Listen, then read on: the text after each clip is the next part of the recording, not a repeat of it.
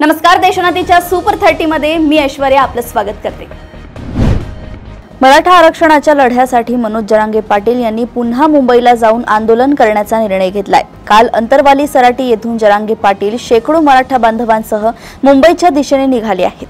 दरम्यान एका मराठा आंदोलकाचा मृत्यू झाल्याची बातमी समोर आली आहे। हृदयविकाराच्या झटक्याने मृत्यू झाल्याची प्राथमिक माहिती समोर आली आहे।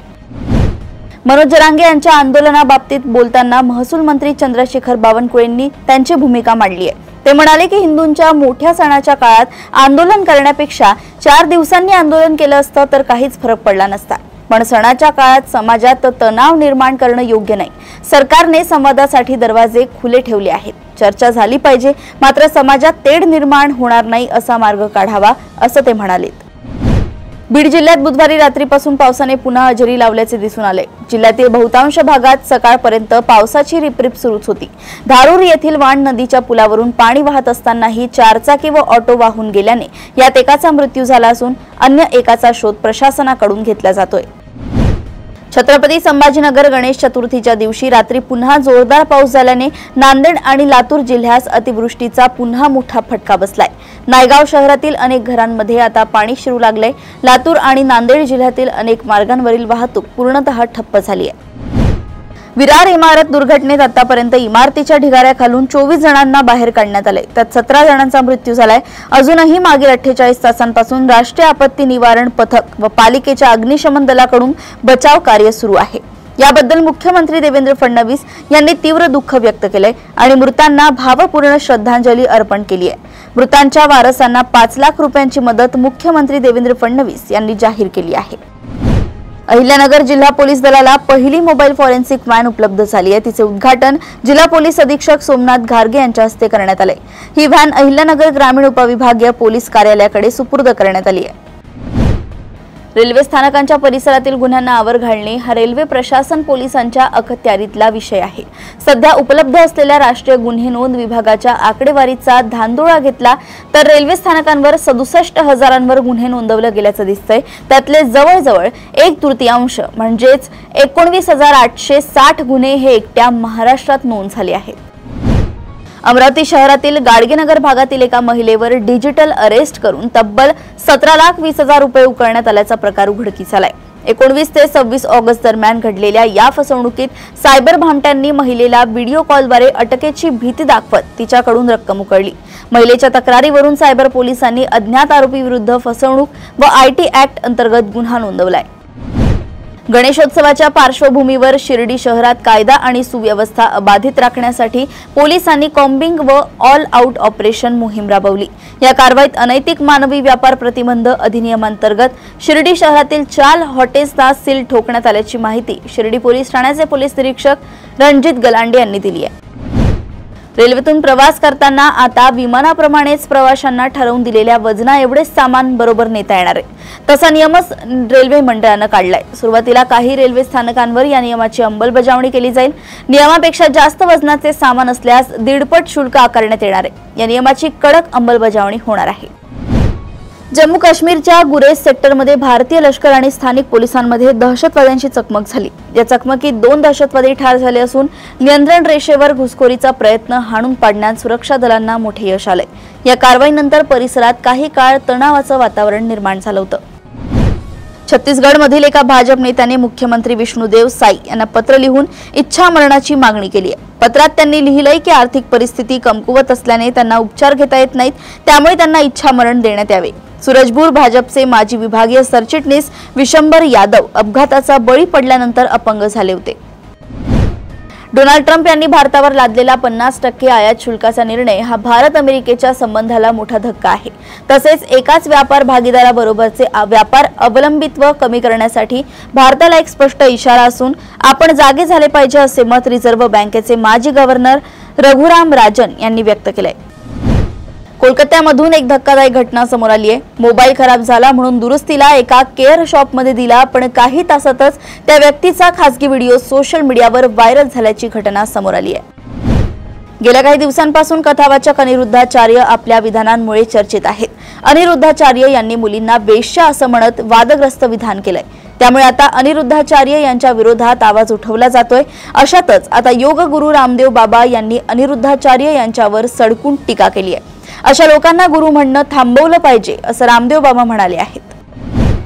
देशभरात गणेशोत्सवाची धूम सुरू असताना बिहारमध्ये दहशतवादी घुसल्याची माहिती समोर आली आहे। एकीकडे गणेशोत्सव आणि दुसरीकडे राहुल गांधींची यात्रा सुरू असल्याने पोलिसांनी हाय अलर्ट जारी केलाय। ते बिहारमधील कुठल्या जिल्ह्यात किंवा कुठल्या ठिकाणी आहेत याची माहिती नाही, त्यामुळे तपास यंत्रणांकडून हाय अलर्ट जारी करण्यात आलाय। प्रयागराजमध्ये एका प्रॉपर्टी डीलरने एका तांत्रिकाच्या जाळ्यात अडकून आपल्या 17 वर्षांच्या पुतण्याला बळी दिलाय।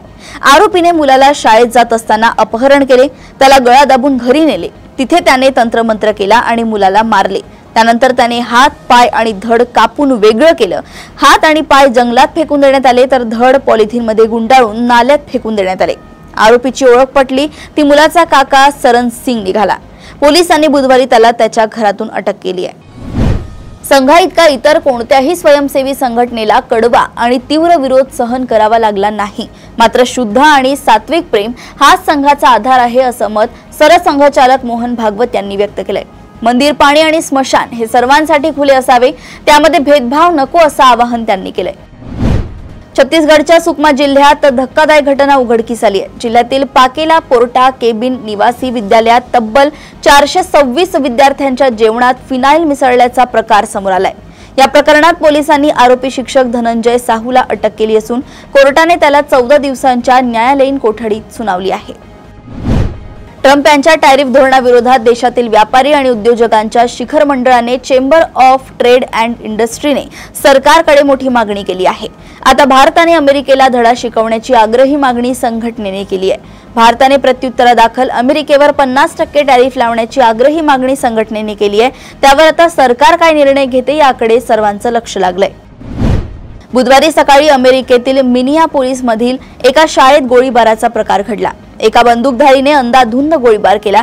यात 2 मुलांचा मृत्यू झालाय तर 17 लोक जखमी असल्याची माहिती आहे। पोलिसांनी दिलेल्या माहितीनुसार शाळेत गोळीबार केल्यानंतर बंदूकधारीने स्वतःवर गोळीबार केला। मिळालेल्या माहितीनुसार मृत्युमुखी पडलेली दोन्ही निष्पाप मुले 8 आणि 10 वर्षांची आहेत। पाकिस्तानने अफगाणिस्तानातील खोस्त आणि नांगरहार प्रांतात हवाई हल्ले केले आहेत। वृत्तानुसार या हल्ल्यांमध्ये मुलांसह 6 जणांचा मृत्यू झालाय आणि अनेक जण गंभीर जखमी झाले आहेत। ही कारवाई पाकिस्तानी हवाई दलाने डुरंड रेषेजवळ केली आहे, जिथून पाकिस्तानात घुसखोरी होण्याची शक्यता आहे। रशिया आणि युक्रेनमधील युद्ध सुरूच असून रशियाने गुरुवारी पहाटे युक्रेनची राजधानी कीव्हवर मोठा हल्ला केला। युक्रेनियन अधिकाऱ्यांनी दिलेल्या माहितीनुसार या हल्ल्यात रशियाने क्षेपणास्त्रे आणि ड्रोनचा वापर केला। या हल्ल्यात 3 जण ठार झाली असून जवळपास 12 जण जखमी झाले आहेत। शिवाय या हल्ल्यामुळे शहरातील अनेक निवासी इमारतींचे मोठे नुकसान झाले असून मृतांच्या आकड्यात वाढ होण्याची शक्यता आहे।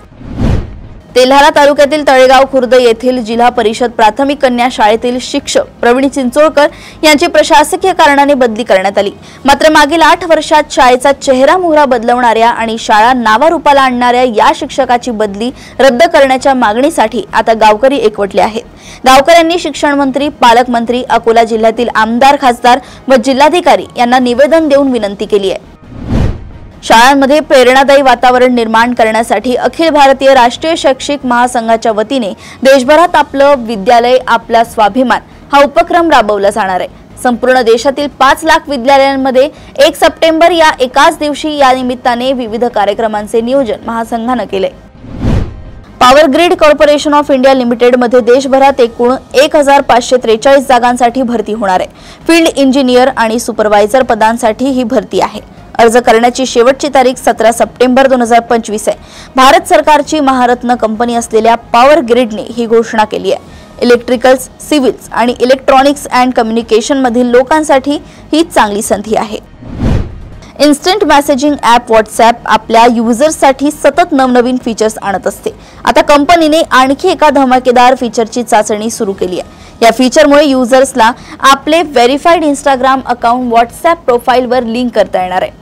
बऱ्याच दिवसांपासून या फीचरवर काम सुरू होते आणि आता ते बीटा युजर्ससाठी उपलब्ध झाले आहे। त्यामुळे लवकरच हे फीचर सर्वांसाठी रोल आउट होण्याची शक्यता आहे। देशातील प्रसिद्ध FMCG कंपनी पतंजली दिवाळीच्या आधी आपल्या शेअर होल्डर्सना बंपर गिफ्ट देणार आहे। कंपनीने गुंतवणूकदारांना 1 शेअरवर 2 शेअर बोनस देणार आहे। ज्याच्यासाठी रेकॉर्ड डेटची घोषणा देखील झाली आहे। बाबा रामदेव यांच्या नेतृत्वाखाली कंपनी पतंजली फूड्स लिमिटेडने बोनस शेअरच्या वाटपाची 11 सप्टेंबर ही तारीख निवडली आहे। वकील नीरज कुमार यांनी बिहारच्या पाटणा उच्च न्यायालयात जनहित याचिका दाखल केली आहे, ज्यामध्ये जॉली LLB 3 चित्रपट आणि त्यातील गाणी आणि प्रमोशनल कंटेंटवर बंदी घालण्याची मागणी केली आहे। त्यांनी आरोप केलाय की चित्रपटात न्याय व्यवस्थेचे अपमानजनक आणि अवमानकारक पद्धतीने चित्रण करण्यात आले, त्यामुळे वकिलांची आणि संपूर्ण न्याय व्यवस्थेची प्रतिष्ठा दुखावली आहे। येत्या 9 सप्टेंबर पासून आशिया कप 2025 स्पर्धेला सुरुवात होत आहे। या टुर्नामेंटसाठी टीमची घोषणा झाली आहे। भारताचा वेगवान गोलंदाज मोहम्मद शमीची या टीममध्ये निवड झाली नाहीये। आता यावर मोहम्मद शमीने मोठं वक्तव्य केलंय। माझं सिलेक्शन झालं नाही म्हणून मी कोणाला दोष देणार नाही, माझी कुठलीही तक्रार नाही। सर, मी टीमसाठी योग्य असेल तर मला घेऊन चला, जर नाही तर मला काही अडचण नाही, असं शमी म्हणालाय। अशाच सुपर 30 बातम्या जाणून घेण्यासाठी बघत रहा देशोन्नती। नमस्कार।